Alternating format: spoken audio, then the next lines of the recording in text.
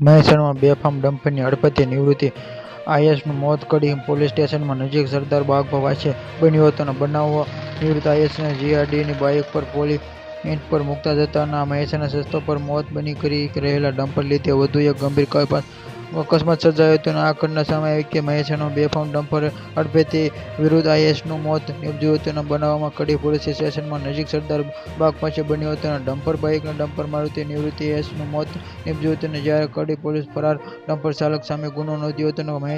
મહેસાણામાં બેફામ ડમ્પર હડફેટે નિવૃત્ત આઈએએસનું મોત નીપજ્યું છે. કડી પોલીસ સ્ટેશન નજીક સરદાર બાગમાં અકસ્માત સર્જાયો હતો. આ અકસ્માત બની બાઇક ટક્કર મારતા નિવૃત્ત આઈએએસનું મોત નીપજ્યું છે. ડમ્પર નિવૃત્ત પોલીસ કર્મચારીઓ વળતું ડમ્પર લોકોને પર રોડ પકડાયા હતા. જ્યારે કડી પોલીસે ફરાર ડમ્પર ચાલક સામે ગુનો નોંધી તપાસ શરૂ કરી છે. આ સમગ્ર ઘટના સીસીટીવી ફૂટેજમાં પણ સામે આવ્યા છે. Subscribe my channel.